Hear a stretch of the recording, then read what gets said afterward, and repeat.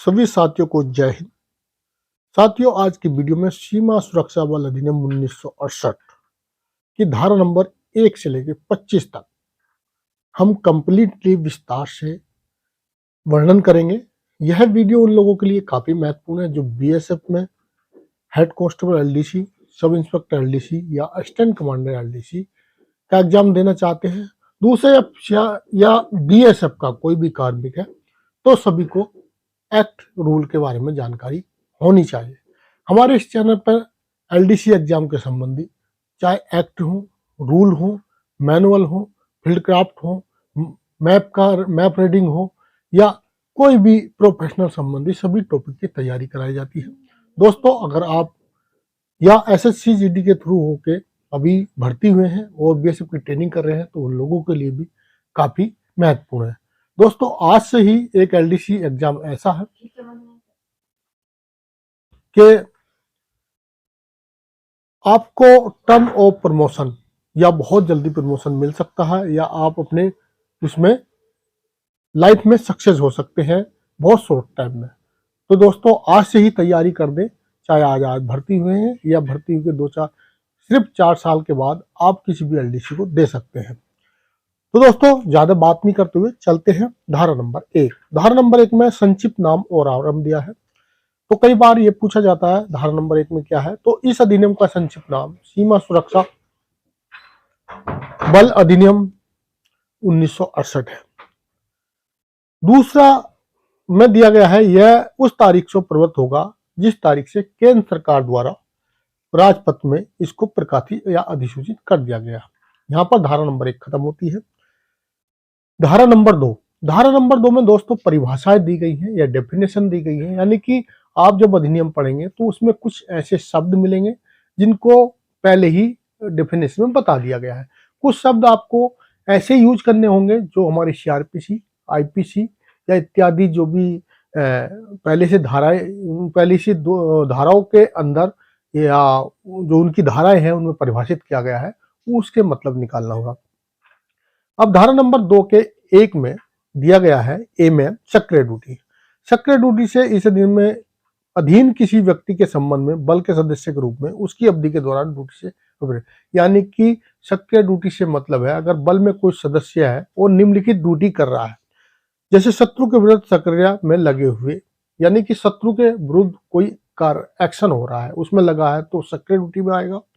दूसरा, भारत की सीमाओं पर पिकेट की सक्रियता कर रहे गश्ती कर्तव्य, अन्य रक्षा कर्तव्य में लगे हुए, यानी कि आप अपने बॉर्डर पर ड्यूटी कर रहे हैं, चाहे आप गश्त कर रहे हैं, चाहे पिकेट पे हैं, वो सब सक्रिय ड्यूटी की में आएगा। तीसरा, बल के किसी यूनिट के संबंध में उसका अंग उसके अंतर्गत ऐसे व्यक्ति द्वारा किसी ऐसी अवधि के दौरान ड्यूटी की गई हो, यानी कि कोई किसी यूनिट का कार्मिक है या उसमें संलग्न है जो केंद्र सरकार या राजपत्र में अधिसूचित पहले से है, ऐसे क्षेत्र में प्रति निर्देश में उसमें कोई व्यक्तियों का वर्ग जो इस अधिनियम के अधीन है सेवा कर रहा है सक्रिय ड्यूटी के अधीन आएगा। यानी कि अगर कोई व्यक्ति किसी यूनिट का में संलग्न है या यूनिट का पार्ट है और सरकार द्वारा या राजपत्र में पहले से, यानी कि इस अधिनियम में जो पहले से ड्यूटियां दी गई हैं वो कोई ड्यूटी कर रहा है तो वह सब सक्रिय ड्यूटी के अंतर्गत आएगा। धारा नंबर 2 का बी, बटालियन। बटालियन से बल की वह यूनिट अभिप्रेत है जो केंद्र सरकार द्वारा बटालियन के रूप में गठित की गई है। धारा नंबर 2 का सी, मुख्य विधि ऑफिसर। मुख्य विधि ऑफिसर और विधि ऑफिसर केंद्र सरकार द्वारा नियुक्त क्रम बल का मुख्य विधि ऑफिसर और कोई विधि ऑफिसर अभिप्रेत, यानी कि विधि ऑफिसर का मतलब ये है कि केंद्र सरकार द्वारा या किसी अन्य को एज ए विधि ऑफिसर जो उसके लिए क्वालिफिकेशन रखता है, अगर उसको नियुक्त किया गया तो विधि ऑफिसर कहलाएगा। इसका वर्णन 2 के सी में दिया है। 2 का डी, सिविल अपराध। सिविल अपराध यानी डी में दिया गया है, उससे अभिप्रेत यह है जो कोई भी अपराध ऐसा जो दंड न्यायालय में विचाराधीन हो वह सिविल अपराध कहलाएगा। 2 का ई, सिविल कारागार। सिविल कारागार ऐसी जेल या स्थान से अभिप्रेत है जिसका प्रयोग किसी अपराधी बंदी के निरोध के लिए, यानी कि किसी ने अपराध किया है उसको न्यायालय द्वारा दंड दिया गया और उसको दंड भुगतने के लिए जो कोई भी निर्धारित एक स्थान है कारागार अधिनियम 1984 के द्वारा या कोई ऐसा स्थान बना दिया गया तो वह सिविल कारागार कहलाएगा। 2 का एफ कमांडेंट या समादेष्टा। कमांडेंट से जहां इसका प्रयोग इस अधिनियम में किसी उपबंध में बल के किसी यूनिट के प्रति निर्देश से किया गया है, यानी कि कोई भी एक कमांडेंट वह होगा जो किसी भी इस अधिनियम के अनुसार किसी यूनिट का उनको कमांड दी गई है या उनका निर्देशन करने के लिए जिम्मेदारी दी गई है। वह ऐसा ऑफिसर अभिप्रेत है जिसका कर्तव्य नियमों के अधीन, लेकिन वह अपना कर्तव्यों का जो निर्वाह करेगा या कर्तव्यों का जो कार्य करेंगे वह नियमों के अनुसार नियमों के अधीन यूनिट की बाबत उपबंध निर्दिष्ट प्रकार के विषयों के संबंध में कमांडेंट के कर्तव्यों का निर्वाह करना है, यानी कि नियम के अधीन रहकर अपने कर्तव्यों का निर्वाह करना है। धारा नंबर 2 का जी दंड न्यायालय। दंड न्यायालय से भारत में किसी भाग में मामूली दंड न्यायालय अभिप्रेत है, यानी कि जितने भी जो भी न्यायालय बने हुए हैं, चाहे छोटा सेशन एक सबसे छोटा एसडीएम न्यायालय भी होता है, उससे लेके हाई कोर्ट तक जो भी विधि द्वारा निर्मित है वह दंड न्यायालय कहलाएंगे, जिसमें किसी अपराध के लिए दंड दिया जा सके। 2 का एच उप महानिरीक्षक। उप महानिरीक्षक धारा 5 के अधीन नियुक्त बल का उप महानिरीक्षक है, यानी धारा 5 में जो दिया गया है बल के उच्च अधिकारियों की नियुक्ति, उसमें महानिरीक्षक से लेकर डीआईजी तक वो असिस्टेंट कमांडेंट तक की नियुक्ति है, तो जो उसके तहत नियुक्त किए गए हैं वही महानिरीक्षक उप महानिरीक्षक कहलाएंगे। धारा नंबर 2 का आई महानिरीक्षक, तो यह भी महानिरीक्षक भी वही है, धारा 5 के तहत जो नियुक्त किए जाएंगे महानिरीक्षक होंगे। अब 2 का जे शत्रु, बहुत ही महत्वपूर्ण है और शत्रु के बारे में कई बार पूछा जाता है, किस उपधारा में दिया गया, ऊपर भी पूछे गए हैं। शत्रु के अंतर्गत ऐसे सशस्त्र सैन्य विद्रोह, सायुध बागी, सायुध बलात्कारी, जल यानी कि कोई भी ऐसा व्यक्ति जो सशस्त्र लिए है वो विद्रोह कर रहा है या जल के रास्ते से घुसपैठ करने की कोशिश कर रहा है या कोई युद्ध करने की कोशिश कर रहा है या विधि विरुद्ध कार्रवाई करने की कोशिश कर रहा है, वह सब शत्रु की श्रेणी में आएंगे। धारा नंबर 2 का के अव्यवसित व्यक्ति। अव्यवसित व्यक्ति का मतलब भर्ती हुआ व्यक्ति। अव्यवसित व्यक्ति इस अधिनियम के अधीन अव्यवसित कोई भी अवर ऑफिसर या अन्य व्यक्ति अभिप्रेरित है, यानी कि कोई भी जो नियम के अनुसार भर्ती किया जाएगा और वह अपने ड्यूटी का निर्वाह करेगा वह अव्यवसित व्यक्ति कहलाएगा। धारा नंबर 2 का एल बल। बल से तात्पर्य सीमा सुरक्षा बल से है होगा। 2 का एम बल की अभिरक्षा, यानी कि बल की अभिरक्षा के नियमों के अनुसार बल के सदस्यों की गिरफ्तारी या परिरोध, यानी कि बल की अभिरक्षा या बल के सदस्यों की अभिरक्षा, यानी कि अगर बल का कोई सदस्य अपने नियम अनुसार यानी अधिनियम के अनुसार या अपनी ड्यूटी का निर्वाह कर रहा है तो उस समय उसकी जो मान लिया कोई अपराध हो जाता है या कोई गलती हो जाती है तो सदस्यों की गिरफ्तारी का प्रतिरोध अभिप्रेरित करता है। 2 का एम। धारा नंबर 2 का एन महानिरीक्षक। महानिरीक्षक से आशय वही है, दो धारा नंबर 5 में जो पद इस पद के लिए नियुक्त किया जाएंगे वह महानिरीक्षक कहलाएंगे। धारा नंबर 2 का ओ बल का सदस्य। बल का सदस्य कोई भी ऑफिसर, अधीनस्थ आवर ऑफिसर या अव्यवसित व्यक्ति अभिप्रेत है, यानी जो अव्यवसित व्यक्ति ऊपर बताया था वो भी है। वो बल के सदस्य वो तो भर्ती, अब मान लिया भर्ती तो जैसे मान लिया कांस्टेबल का होता है शायद उसके लिए, लेकिन कुछ ऐसे भी जैसे डीजी आईपीएस होते हैं, कुछ दूसरे से डिप्यूटेशन आते हैं, लेकिन बल के सदस्य इसमें सभी को ऑफिसर होंगे, चाहे वह ऑफिसर सीआरपी से में भर्ती हूँ चाहे सीआरपी से अलग से आया हूँ। अधीनस्थ अधिकारी भी यही बात है, अधीनस्थ अधिकारी अगर सीआरपी के लिए जब भर्ती हुए तो या डेपुटेशन पा रखे हैं तो संलग्न है तो सब बल के सदस्य कहलाएंगे। धारा नंबर 2 का पी अधिसूचना। अधिसूचना में राजपत्र में प्रकाशित अधिसूचना से, यानी कि अधिसूचना यही है जो राजपत्र में प्रकाशित किया गया है। 2 का क्यू अपराध। 2 के क्यू में अपराध दिया, अपराध से इस अधिनियम में दंडनीय कोई कार्य जो लोभ अभिप्रेरित है और उसके अंतर्गत सिविल अपराध भी शामिल है, यानी कि इस अधिनियम के अनुसार अगर कोई ऐसा कार्य करता है जो अपराध की श्रेणी में आता है या सिविल अपराध करता है तो वह सब अपराध की श्रेणी में आएगा। धारा नंबर 2 का आर ऑफिसर। ऑफिसर बल के ऑफिसर के रूप में नियुक्त पाने वाले व्यक्ति यानी से विपरीत है, यानी कोई भी असिस्टेंट कमांडेंट लेके डीजी तक अगर नियुक्त होता है तो वह, लेकिन इसमें अधीनस्थ अधिकारी या हेड कांस्टेबल नहीं शामिल होते हैं।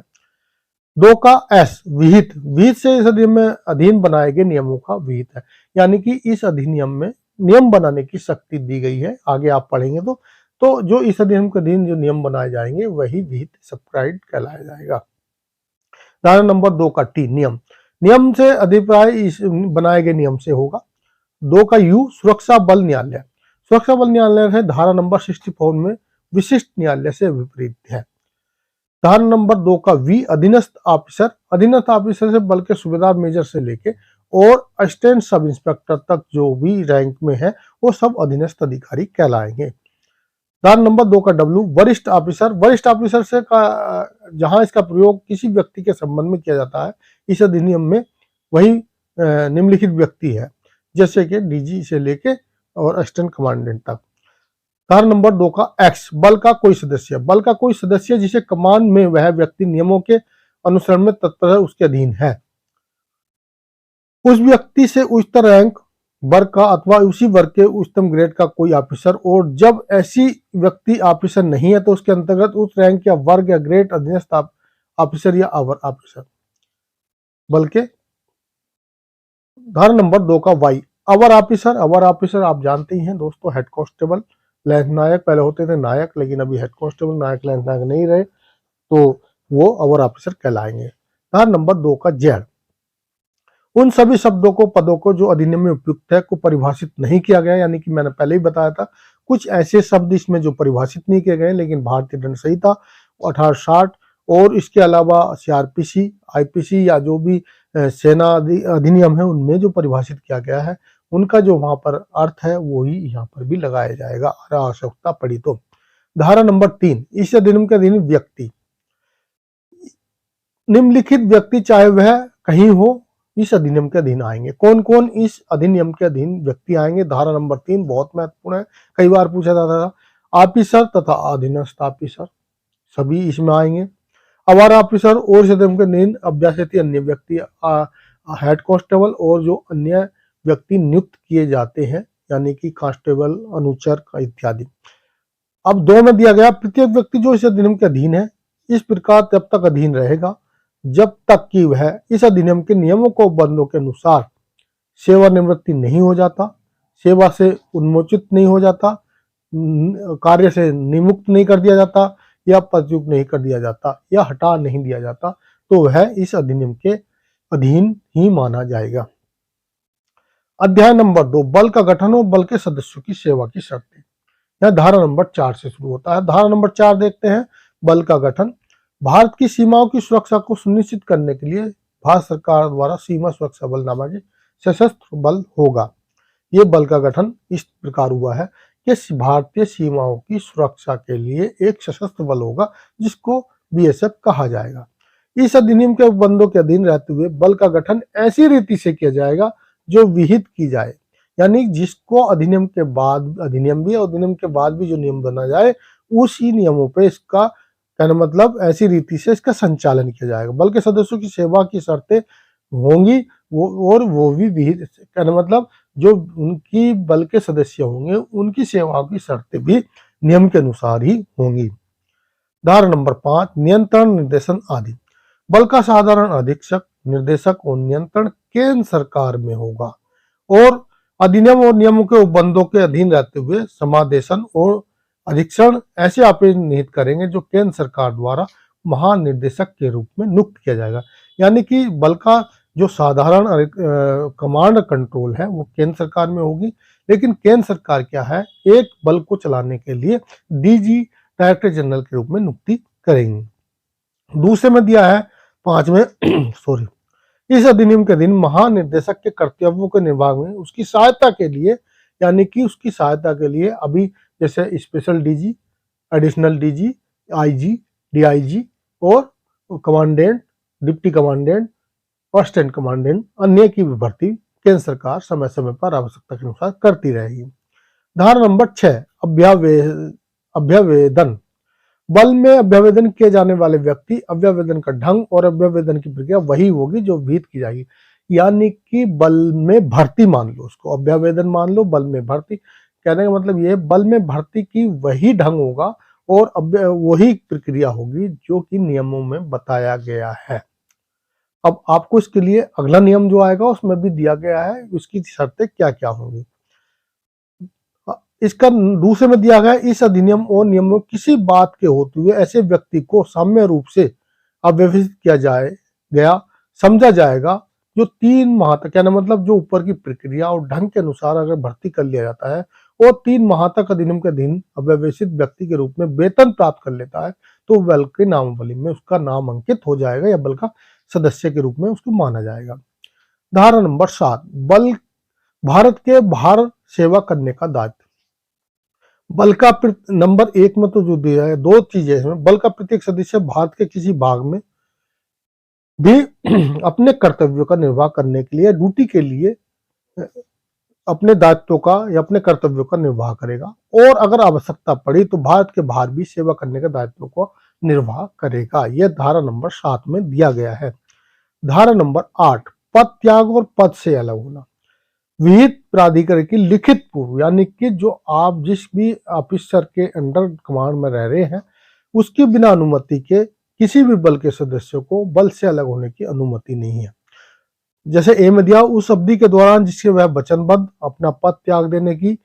या बी अपने पद से सभी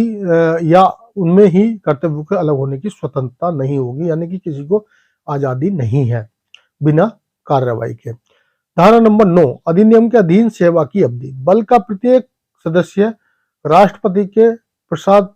पद धारण करेगा, यानी कि जो भी बल का सदस्य होगा वो माना जाएगा कि भारत के राष्ट्रपति के प्रसाद पद धारण किया गया है, जब चाहे सरकार उसको हटा भी सकती है। राष्ट्रपति के प्रसाद पर्यंत का मतलब ये होगा। धारा नंबर 10, केंद्र सरकार द्वारा सेवा का पर्यावास। इस अधिनियम और नियम के उपबंधों में अधीन रहते हुए केंद्र सरकार इस अधिनियम के अधीन किसी व्यक्ति को सेवा से पदच्युत कर सकेगी या हटा सकेगी, तो यह केंद्र सरकार द्वारा सेवा से हटाए जाना धारा नंबर 10 में दिया गया है।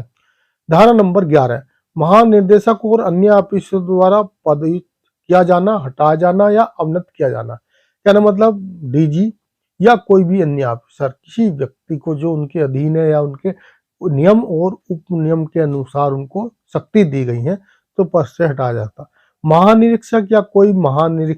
महानिर्देशक या महानिरीक्षक इस अधिनियम के किसी ऐसे व्यक्ति जो ऑफिसर नहीं है सेवा से पदच्युत कर सकेंगे, यानी ऑफिसर को नहीं कर सकते लेकिन ऑफिसर के नीचे उसको सेवा से हटा सकते हैं, निम्न ग्रेड में रख सकते हैं। कोई ऑफिसर जो उप महानिरीक्षक के रैंक के नीचे का नहीं है, यानी कि डीआईजी से या कोई विहित ऑफिसर अपने समादेशन के अधीन किसी ऐसे व्यक्ति को जो ऐसी रैंक या रैंक ऑफिसर है, अधीनस्थ ऑफिसर नहीं है, जैसे कि विहित किया गया है, सेवा से पदच्युत कर सकेगा या हटा सकता है। यानी कि डीआईजी जो है किसी व्यक्ति को, लेकिन वह अधीनस्थ अधिकारी नहीं है, उससे नीचे का है, तो उसको सेवा से हटा सकते हैं। इसमें धारा नंबर 11 का 3 में उपधारा 2 में वर्णित कोई ऑफिसर अपने समादेशन के किसी व्यक्ति को जो ऑफिसर या अधीनस्थ ऑफिसर नहीं है निम्न ग्रेड या निम्न रैंक में भी अवनीत कर सकता है। ये 3 में दिया गया है। 4 में दिया गया इस धारा के अधीन किसी शक्ति का प्रयोग करते हुए अधिनियम और नियमों के अधीन रहते हुए किया जाएगा। कहने मतलब जो भी 1 नंबर से 3 नंबर में दी गई है उपधाराओं में वह जो कार्य किया जाएगा वह इस अधिनियम के अधीन और नियम के अधीन, अधिनियम के नियम के अधीन ही रहते हुए अपनी शक्ति का कार्य का निष्पादन करेंगे। धारा नंबर 12, सेवा की समाप्ति पर प्रमाण पत्र।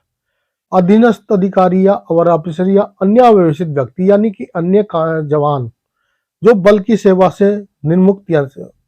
उन्मोचित या कार्य मुक्त किया जा रहा है या हटा दिया गया है या पदच्युत कर दिया गया है, उस ऑफिसर द्वारा जो हटा रहा है या जो कर रहा है उसके समादेशन में अधीन वह है, वैसी भाषा में जो व्यक्ति की मातृभाषा हो और हिंदी अंग्रेजी में एक प्रमाण पत्र दिया जाएगा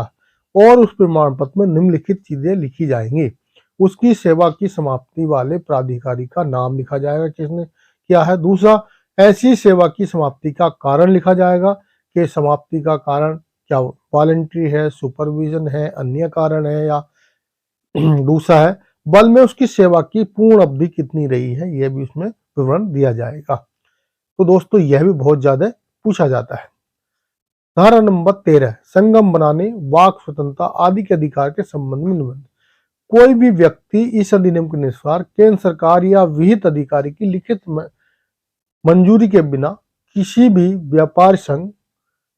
श्रमिक संघ, राजनीतिक संघ का सदस्य नहीं होगा और उसे किसी प्रकार का संयोजित ही नहीं किया जाएगा। दो से में दिया कोई सोसाइटी, कोई संस्था, कोई संगठन जिसे बल के भाग के रूप में मान्यता प्राप्त नहीं है या जो केवल सामाजिक आमोद प्रमोद या धार्मिक स्वतंत्रता का है, ना तो सदस्य होगा न ही किसी का उसमें समाजित होगा। कहने मतलब कोई भी किसी संस्था, सोसाइटी का सदस्य नहीं बन सकता, लेकिन वो सोसाइटी उनका बन सकता है जो केवल सामाजिक तौर पर कार्य कर रही है या आमोद प्रमोद या खेल कीड़ा या धार्मिक रूप से तो उनसे जुड़ सकता है। इसके अलावा किसी तरह के भी सोसाइटी, संस्था या संगम से नहीं जुड़ सकता। प्रेस से ना तो पत्र व्यवहार करेगा, ना ही कोई अपनी पुस्तक प्रकाशित करेगा, न ही दस्तावेजों का प्रकाशन कराएगा। किंतु उस दशा में ऐसा कर सकेगा, यानी कि वो सिर्फ ऐसा कार्य तब कर सकेगा जब वो ऐसा कार्य करना उसके कर्तव्य यानी कि ड्यूटी में आता है, कर्तव्य और श्रद्धापूर्वक निर्वाह के लिए है, या बिल्कुल साहित्य, कलाकार, वैज्ञानिक प्रवृत्ति का है या विहित प्रवृत्ति का, या फिर उसका कार्य कोई साहित्यक है कर सकता है, या कलात्मक है, वैज्ञानिक प्रवृत्ति का है या विहित प्रवृत्ति का है, तो इस प्रकार के प्रकाशन करा सकता है। इसके अलावा कोई नहीं। स्पष्टीकरण, यदि प्रश्न उठता है कि धारा खंड खैम के अधीन कोई सोसाइटी यानी कि कोई संस्था, कोई एनजीओ, कोई संगठन या संगम बिल्कुल सामाजिक प्रकार का है, आमोद प्रमोद का है, धार्मिक स्वरूप का है या नहीं, तो इसका जो लास्ट निर्णय होगा केंद्र सरकार का अंतिम निर्णय होगा कि वो बताएंगे कि यह जो है संगठन इस प्रकार का है। कोई व्यक्ति जो इस नियम के अधीन है ऐसे किसी अधिनियम में न तो भाग लेगा, न ही संबोधित करेगा और न ही किसी प्रदर्शन यानी प्रदर्शन में भाग लेगा, राजनीतिक प्रयोजन में भाग नहीं लेगा, और जो विहित किए जाए व्यक्तियों के लिए निकाय द्वारा संगठित किया जाएगा। अब चलते हैं धारा नंबर 14 अध्याय 3 का, यहाँ अपराध के बारे में बताया गया है। शत्रु के संबंधी अपराध जो मृत्यु दंड से दंडनीय है। यदि कोई व्यक्ति जो इस अधिनियम के अधीन है निम्नलिखित अपराधों में से कोई अपराध करेगा तो मृत्यु दंड का भोगी होगा। सबसे पहले किसी पद स्थान या स्थान यानी क्वार्टर गार्ड या कोई उसके भार साधन में सुपुर्द किया, यानी कि उसको कोई चार्ज दिया गया है वह जिसकी रक्षा करना उसका कर्तव्य है, लज्जापूर्व परित्याग कर देता है या समर्पित कर देता है, यानी कि उसको छोड़ देता है या किसी भी दुश्मन को समर्पित कर देता तो उसको मृत्यु दंड दिया जाएगा। दूसरा, ऐसा किसी व्यक्ति को जो अधिनियम में सेना, नौसेना, वायुसेना या किसी विधि के अधीन शत्रु के विरुद्ध कार्य करने से प्रवृत्त रहने के लिए विवश या प्रेरित करने के लिए ऐसे व्यक्ति को शत्रु के विरुद्ध कार्य करने से निरुत्साहित करने के लिए किसी साधन का या साक्ष्य का प्रयोग करें। यानी कि जब इस अधिनियम के अधीन है कोई नौसेना, वायुसेना या कोई भी शत्रु के विरुद्ध कार्यवाही चल रही है और वह व्यक्ति शत्रु के विरुद्ध कार्य कर रहा है, लेकिन वह किसी साधन या किसी आश्रय से ऐसा प्रयोग करता है कि उसको कार्य नहीं करने देता, तो उसको भी मृत्युदंड या देशद्रोही माना जाएगा, यानी ये समझ लीजिए, वो मृत्युदंड दिया जाएगा। तीसरा, शत्रु की उपस्थिति में अपने आयुध को, गोला बारूद, औजार, उपकरण को लज्जापूर्वक क्या सत्याकृत करेगा या ऐसी रीति से कदा करेगा जिसका कायरता प्रदर्शित, यानी कि उसके पास कुछ आयुध है यानी हथियार आमनेशन है, गोला बारूद है, औजार है, उपकरण है आदि सामान है, और उनको इस प्रकार कायरतापूर्वक छोड़ देता है, तो इसके अधिनियम के अधीन भी मृत्युदंड से कारित होगा। डी, शत्रु से या किसी ऐसे व्यक्ति जो संघ के विरुद्ध उदायुद्ध है, विश्वासघातपूर्व वार्ताचार यानी कि पत्राचार करेगा या उसको इंटेलिजेंस देगा, तो यह भी इस धारा के डी के अनुसार मृत्युदंड से दंडित किया जाएगा। ई में धन, आयुध, गोला बारूद, सामान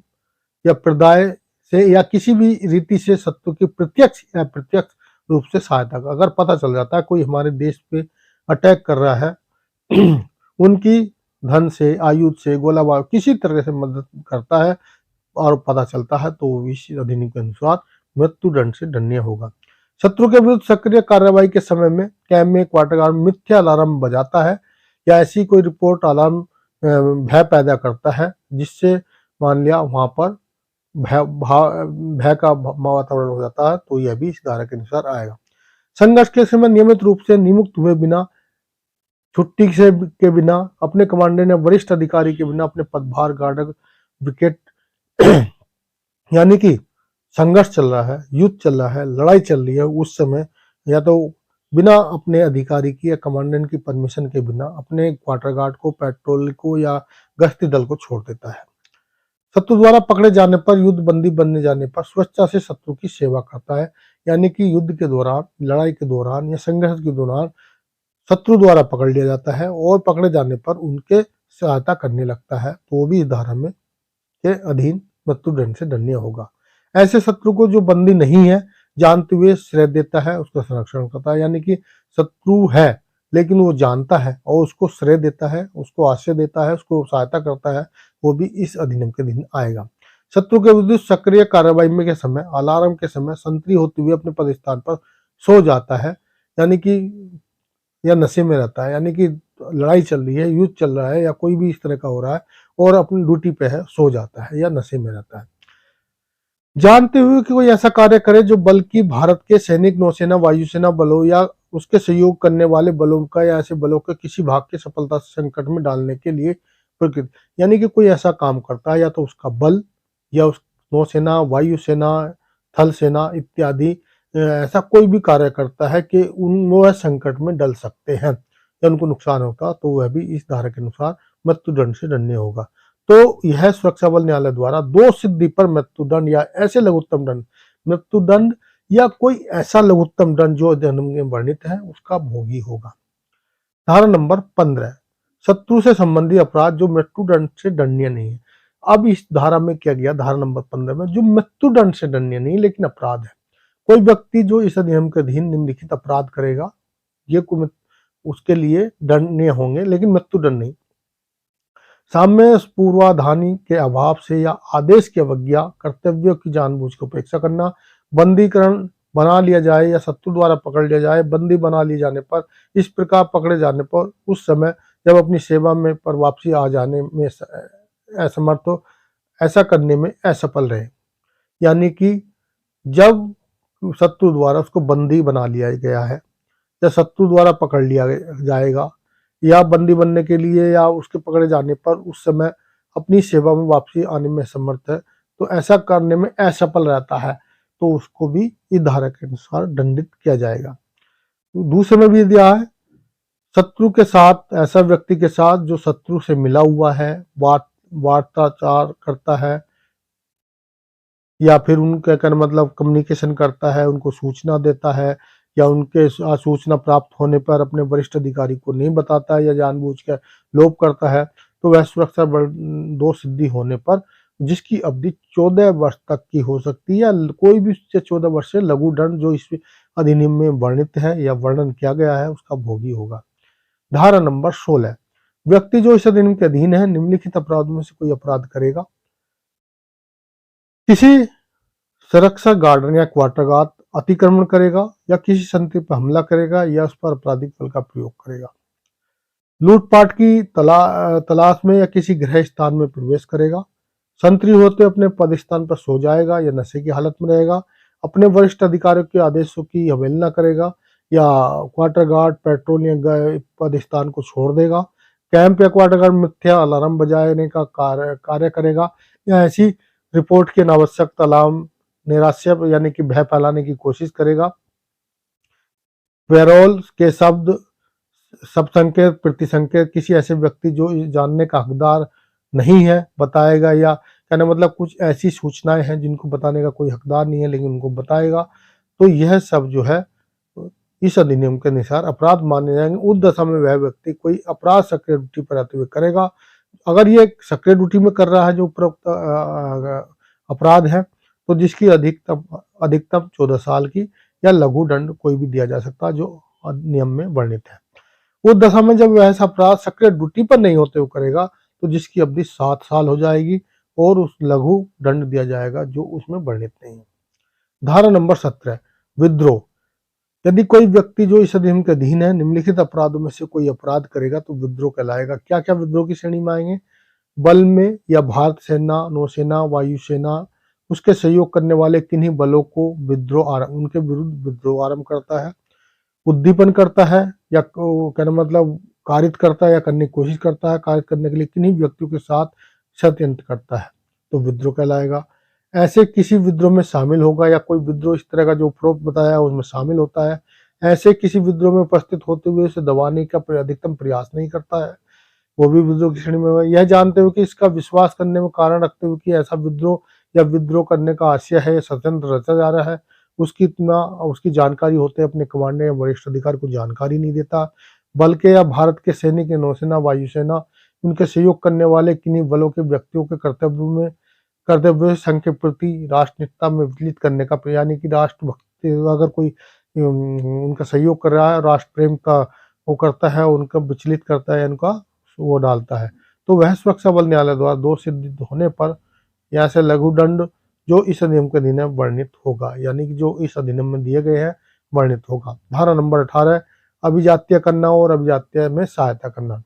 यदि कोई व्यक्ति जो इस अधिनियम के अधीन है सेवा का अभिजात्य करेगा या करने का प्रयत्न करेगा या सुरक्षा बल न्यायालय द्वारा दोष सिद्धि होने पर उस दशा में जब ऐसा अपराध सक्रिय ड्यूटी में करेगा या सक्रिय ड्यूटी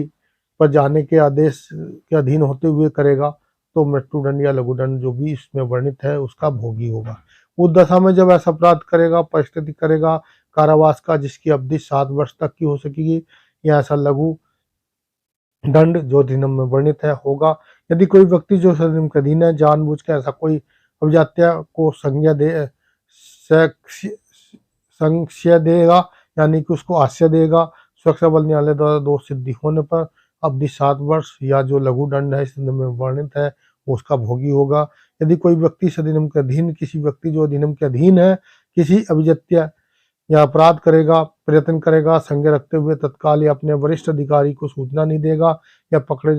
व्यक्ति को पकड़े जाने की शक्ति के कोई कार्रवाई नहीं करेगा या पकड़ने के लिए, तो वह सुरक्षा बल द्वारा दोष सिद्धि होने पर जिसकी अवधि 2 साल है वो या लघु दंड वो उसका भोगी होगा। धारा नंबर 19 छुट्टी के बिना अनुपस्थित। अब दोस्तों छुट्टी के बिना अनुपस्थित जो है इस अधिनियम के क्या आते हैं? छुट्टी के बिना अपने को अनुपस्थित रखना, छुट्टी के बिना अनुपस्थित माना जाएगा। अपने को अनुदत्त छुट्टी के उपरांत पर्याप्त हेतु के बिना अनुपस्थित यानी बिना पर्याप्त कारण के अपने को अनुपस्थित रखना छुट्टी के बिना अनुपस्थित माना जाएगा। अनुपस्थित छुट्टी होते हुए भी समुच्चय प्राधिकरण द्वारा उसको सूचना दी गई है कि बटालियन में आपको विभाग में जल्दी से जल्दी रिपोर्ट करना है जिसका वह अंग है, सेक्टर ड्यूटी पर जाने का आदेश दे दिया गया है पर काम विलंब करता है बिना किसी कारण के, तो उस जो नहीं जितना समय नहीं आएगा वह भी छुट्टी के बिना अनुपस्थित माना जाएगा। परेड में या अभ्यास या ड्यूटी में नियुक्त स्थान पर नियमित समय पर हाजिर नहीं होता तो वह भी या असफल रहता है तो वह भी छुट्टी के बिना अनुपस्थित माना जाएगा। या उस दौरान जब परेड में है या परेड के प्रगमन या पद पर है यानी कि पर्याप्त हेतु के बिना वरिष्ठ अधिकारी के परेड में पद को छोड़ देता है तो छुट्टी के बिना अनुपस्थित माना जाएगा। जब वह कैंप में या अन्य है जब किसी साधारण स्थानीय आदेश या नियमित किन्हीं परिसीमा के परे या किसी प्रसिद्ध स्थान से यानी कि किसी ट्रेनिंग में किसी दूसरे स्थान में दूसरे कैंप में जाने की उसको अनुमति दे दी गई है पास के बिना या उसको मूवमेंट आर्डर या बिना पास के भी वरिष्ठ आर्डर की लिखित इजाजत के बिना भी और वह उसमें उपस्थित नहीं होता या बाहर पाया जाता है या कैंप छोड़ के चला जाता है तो वह भी छुट्टी के बिना अनुपस्थित माना जाएगा। जब किसी स्कूल में हाजिरी के लिए सामूहिक रूप से आदेश दिया गया है यानी कि ट्रेनिंग स्कूल हो ट्रेनिंग या दूसरा कोई भी जहाँ पर कोर्स करने के लिए और वरिष्ठ ऑफिसर की इजाजत के बिना हेतु के बिना वह अपने को अनुपस्थित रखता है तो वह सुरक्षा बल जो उपरोक्त में जो भी अपराध करता तो वह सुरक्षा बल न्यायालय द्वारा दोष सिद्धि पर कारावास जिसकी अवधि 3 वर्ष तक की हो सकेगी या ऐसा कोई लघु दंड जो इस अधिनियम में वर्णित है उसके लिए भोगी होगा। धारा नंबर 20 वरिष्ठ अधिकारी पर घात करना या उसे धमकी देना। यदि कोई व्यक्ति जो इस नियम के अनुसार निम्नलिखित अपराध करता है तो वह वरिष्ठ ऑफिसर पर घात करना या धमकी कहलाएगी। सबसे नंबर 1 में दिया अपने वरिष्ठ अधिकारी पर आपराधिक बल का प्रयोग करना या हमला करना। दूसरा ऐसे ऑफिसर के प्रति धमकी भरी भाषा का प्रयोग करना, यानी धमकी भरी भाषा का प्रयोग करना, वह भी वरिष्ठ ऑफिसर पर घात या धमकी कहलाएगा। ऐसे ऑफिसर के प्रति अधीनता घोतक भाषा का प्रयोग करना या गलत भाषा का प्रयोग करना, गाली गुप्तार करना, वह भी जो है ऑफिसर को घात या धमकी कहलाएगा। तो सुरक्षा बल न्यायालय द्वारा दोष सिद्धि होने पर ये तीनों कार्य अगर पाए जाते हैं तो उस दिशा में ऑफिसर उस समय अपना पद निष्पादन कर रहा है, उस दिशा में जब अपराधी सक्रिय ड्यूटी पर कार्य कर रहा है तो कारावास की अवधि 14 वर्ष तक की हो सकेगी या लघुत्तम दंड या जो भी इस अधिनियम में वर्णित है उसका दंड का भागीदार होगा। अन्य दशाओं में जैसे मान लिया सक्रिय ड्यूटी में नहीं है, कारावास की अवधि 10 साल तक की हो जाएगी 14 की जगह, या कोई भी ऐसा लघु दंड दिया जाएगा जो इसमें वर्णित है। और परंतु खंड ग इसमें जो ऐसे ऑफिसर के प्रति अधीनता घोतक भाषा का गाली गुप्तार करता है अगर सक्रिय ड्यूटी में नहीं है तो खंड ग में विशिष्ट अपराध की दशा का कारावास 5 वर्ष अधिक नहीं होगा। धारा नंबर 21 वरिष्ठ अधिकारी की अवज्ञा, यानी कि वरिष्ठ अधिकारी के आदेश की पालन नहीं करना, धारा नंबर 21 में दिया है। यदि कोई व्यक्ति जो इस अधिनियम के अधीन है अपने वरिष्ठ ऑफिसर पर अपने पद पर निष्पादन में स्वयं दिए गए किसी विधिपूर्ण समादेशन की चाहे वह मौखिक रूप से दिया हो, लिखित रूप से दिया हो या सांकेतिक रूप से दिया हो, किसी भी रीति से अवज्ञा या आदेश की मतलब नहीं मानता है, अपने प्राधिकार का जानबूझकर तिरस्कार यानी कि अवहेलना करता है, सुरक्षा बल न्यायालय द्वारा दोष सिद्धि होने पर जिसकी कारावास की अवधि 14 वर्ष या कोई भी लघु दंड 14 वर्ष से कम में जो अधिनियम में वर्णित है उसका भोगी होगा। यदि कोई व्यक्ति जो इस अधिनियम के अधीन है अपने वरिष्ठ ऑफिसर द्वारा दिए गए किसी विधिपूर्ण समादेश की अवज्ञा करेगा या आदेश को नहीं मानेगा तो सुरक्षा बल द्वारा दोष सिद्धि होने पर उस दशा में वह ऐसा अपराध सक्रिय ड्यूटी पर करेगा तो कारावास की अवधि 14 वर्ष तक की और लघु दंड अधिनियम के वर्णित है वही भोगी होगा। जब वह दशा ऐसा अपराध सक्रिय ड्यूटी पर नहीं होते हुए करेगा तो कारावास की अवधि 5 वर्ष हो जाएगी और या लघु दंड जो भी या उससे कम का जो भी दंड वर्णित है वो दिया जाएगा। यदि कोई व्यक्ति जो इस अधिनियम के अधीन है वरिष्ठ ऑफिसर द्वारा दिए गए विधिपूर्ण समादेश की अवज्ञा करेगा तो सुरक्षा बल न्यायालय दोष सिद्धि होने पर उस दशा में ये तो हो गया डबल हो गया। धारा नंबर 22 अधीनता और वांधा, यदि कोई व्यक्ति जो इस अधिनियम के अधीन है निम्नलिखित अपराधों में से कोई अपराध करेगा तो उसको अधीनता या वांधा यानी कि उसको परिसीमन में रखा जाए। किसी झगड़े दंगे उपद्रव सदस्य होते हुए किसी ऐसे ऑफिसर की भले ही वह निम्न रैंक का है उसकी गिरफ्तारी का आदेश देता है, आज्ञा का पालन करने से इनकार करता है या ऐसा किसी ऑफिसर पर आपराधिक बल का प्रयोग करेगा तो हमला करेगा। कहने मतलब क्या क्या, किसी दंगा है, कोई हमला है, कोई ऑफिसर उसको निम्न रैंक के को गिरफ्तार करने के लिए आदेश दे रहा है, आज्ञा का अनुपालन नहीं करता है तो अधीनता और वांधा कहलाएगा। किसी ऐसे व्यक्ति पर अपराधी बल का प्रयोग करेगा या हमला करेगा जिसकी अभिरक्षा में उसे विधिपूर्ण रखा गया है, यानी कि किसी व्यक्ति ने कोई अपराध किया है और किसी ऑफिसर के किसी के उसको अंडर कमांड रख दिया उस पर हमला करेगा, चाहे व्यक्ति उस अधिनियम के अधीन है या नहीं है, हो सकता है कि किसी सिविल के अधीन भी रख दिया हो तो वह उस वरिष्ठ ऑफिसर है या नहीं है। ऐसा अनुरक्षक या प्रतिशोध करेगा जिसका कर्तव्य उसे पकड़ना या उसके पारसाधक में लेना है, या कि कोई ऐसा कार्य करता है जो उसकी ड्यूटी बनती है किसी को पकड़ना या उसको बंदी बनाना लेकिन नहीं करता। बैरक कैंप क्वार्टर में निगत रूप से निकल जाएगा, यानी कि जो कैंप है बैरिक है उससे बिना परमिशन के चला जाएगा या भगोड़ा हो जाएगा। किसी साधारण स्थानीय अन्य आदेश का पालन की उपेक्षा करेगा, यानी कि जो भी कैंप के आदेश है, साधारण आदेश है, यहाँ की स्थानीय आदेश है, उनकी आदेश की का पालन नहीं करता। तो धारा 63 में बल की पुलिस के और उसकी विधि कार्य करने वाले किसी व्यक्ति के समक्ष अड़चन डालेगा या बल्कि पुलिस या उसकी विधि कार्य करने के लिए किसी व्यक्ति के कर्तव्य निष्पादन में उसकी सहायता की उपेक्षा के जाने से इनकार करेगा तो सुरक्षा बल न्यायालय द्वारा दोष सिद्धि होने पर जिसकी अवधि उन दशाओं में खंड घ और में विनिष्ठ जो 2 वर्ष की, इन अपराधों की दशा में अन्य खंडों में 10 वर्ष तक की हो सकेगी। इन दोनों दशाओं में किसी दशा में लघुत्तम दंड जो इस अधिनियम में वर्णित है उसको दिया जाएगा। सॉरी दोस्तों। धारा नंबर 23 अव्यवसन के समय मिथ्या उत्तर देना, किसी व्यक्ति के बारे में जो इस अधिनियम में अधीन हो यह पता चलता था कि अभ्यावेशन के समय यानी कि भर्ती के समय या अपने भर्ती होते हुए या अपने शामिल होते हुए विहित प्रारूप में दिए गए किसी प्रश्न का मिथ्यक जानबूझकर जो अभ्यावेशन करने वाले ऑफिसर है यानी कि पूछताछ किया था और वह अभ्यावेशन के प्रयोजन के लिए हाजिर हुआ था, तो वह सुरक्षा बल न्यायालय द्वारा, कहने मतलब कोई व्यक्ति भर्ती हो रहा है और वहां पर भर्ती करने वाले ऑफिसर को वह झूठ बोलता है या मिथ्या साक्ष्य देता है और इस तरह का पता होने पर न्यायालय के दोषी पर कारावास जिसकी अवधि 5 वर्ष तक की हो सकेगी या लघु दंड जो भी दिया जाएगा। धारा नंबर 24 कलंकप्रद आचरण से एक प्रकार कोई व्यक्ति जो अधिनियम के अधीन कार्य करेगा अपराध करेगा वो कलंकाप्रद आचरण या गलत आचरण कहलाएगा। क्रूर अशिष्ट अप्राकृतिक प्रकार के किसी कलंकित आचरण का दोषी होगा।